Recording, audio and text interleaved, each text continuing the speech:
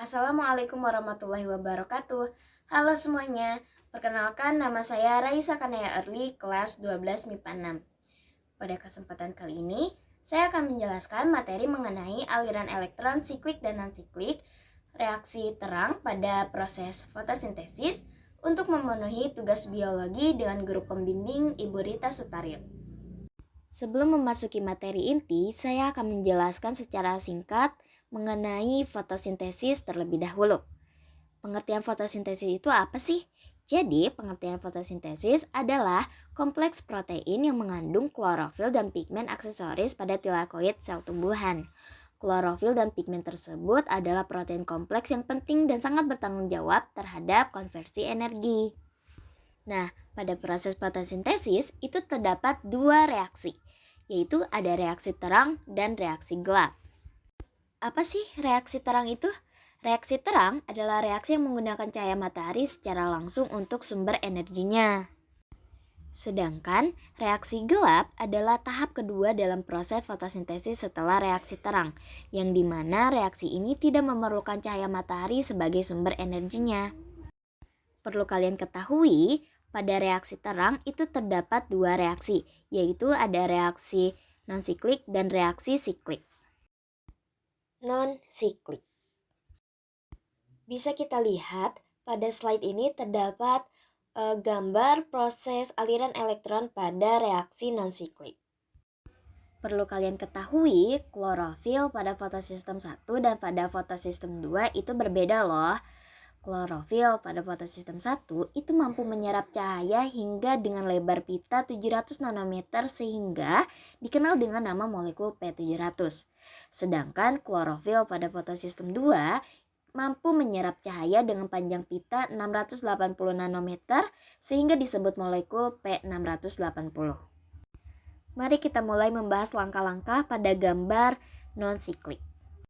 Yang pertama itu dimulai dari foton atau energi cahaya yang menabrak permukaan daun. Nah, foton atau energi cahaya tersebut diserap oleh klorofil P680 pada fotosistem 2. Sehingga elektron di pusat fotosistem itu akan naik ke tingkat energi yang lebih tinggi lalu ditangkap oleh akseptor primer. Elektron tersebut akan mengalir turun untuk menuju energi awalnya, namun melewati beberapa molekul sebagai aseptornya. Elektron yang telah naik tadi menyebabkan pusat fotosistem 2 kekurangan elektron.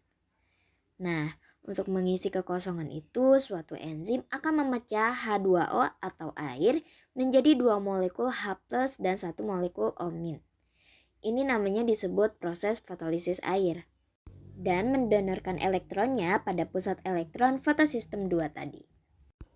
Dua molekul O- tadi akan bersatu dan akhirnya berubah menjadi oksigen yang akan dilepas oleh tumbuhan. Maka hasil akhir pada fotolisis air itu akan menjadi oksigen. Elektron dari fotosistem 2 yang naik dan ditangkap akseptor primer tadi itu akan dialirkan oleh sederetan protein, yaitu ada plastoquinon, kompleks sitrokon, dan plastosianin yang nantinya akan mengantar elektron tersebut kembali ke tingkat energi semula. Ketika ditangkap oleh protein-protein tadi, elektron akan melepaskan sebagian energinya sehingga dapat digunakan untuk membentuk ATP. Selanjutnya, elektron pada fotosistem 1 itu telah tereksitasi ke energi yang lebih tinggi karena menangkap energi cahaya matahari. Elektron pada fotosistem 2 itu akan turun dari kompleks protein dan mengisi kekosongan yang terjadi di fotosistem 1.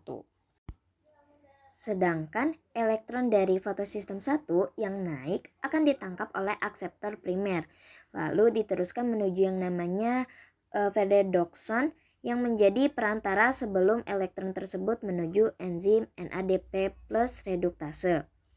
Nah, NADP plus reduktase ini akan menggunakan elektron untuk reaksi reduksinya, sehingga ia akan membentuk NADPH. Selanjutnya, siklik. Pada proses reaksi siklik, yang pertama itu dimulai dari energi matahari berupa foton menabrak membran tilakoid dan mengenai fotosistem 1 yang memiliki klorofil tipe P700. Hal ini membuat elektron tereksitasi atau tingkat energinya naik hingga akhirnya terlepas sebanyak 2 elektron. Kemudian, elektron diangkut oleh peredoksin, lalu oleh pastoquinon, kemudian oleh pastosianin, lalu kembali lagi ke klorofil atau molekul P700. Rangkaian perpindahan elektron tersebut akan menghasilkan kekuatan motif proton yang menghasilkan ion H+. Ion tersebut akan membuat gradien konsentrasi pada membran sehingga dapat menjadi energi bagi ATP sintes selama kemiosmosis. Proses terulang kembali ketika elektron kembali lagi ke fotosistem 1. Pada slide ini bisa kita lihat ada kurang lebih 4 pembeda antara fotofosforilasi siklik dan fotofosforilasi non-siklik. Yang pertama itu ada pembeda dari jenis fotosistem yang terlibat. Pada fotofosforilasi siklik, jenis fotosistem yang terlibatnya yaitu ada fotosistem 1 atau P700. Sedangkan fotofosforilasi non-siklik, jenis fotosistem yang terlibatnya ada 2, yaitu fotosistem 1 atau P700 dan fotosistem 2 atau P680.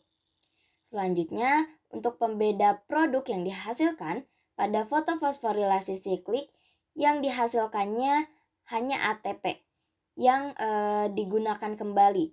Berbeda dengan fotofosforilasi non-siklik, produk yang dihasilkannya ada NADPH, ATP, O2 yang nantinya tidak digunakan kembali. Selanjutnya ada pembeda dari fotolisis air. Pada fotofosforilasi siklik itu tidak terjadi fotolisis air. Sedangkan fotofosforilasi non-siklik itu terjadi fotolisis air. Yang terakhir, ada pembeda dari proses. Pada fotofosforilasi siklik, prosesnya itu dari elektron P700 lalu melalui sistem transport, lalu kembali lagi ke P700.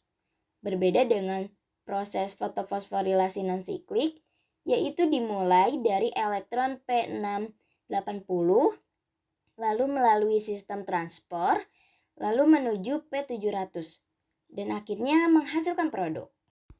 Sekian pembahasan materi mengenai aliran elektron siklik dan non-siklik, reaksi terang pada proses fotosintesis. Semoga dapat bermanfaat. Wabillahi taufiq wal hidayah. Wassalamualaikum warahmatullahi wabarakatuh.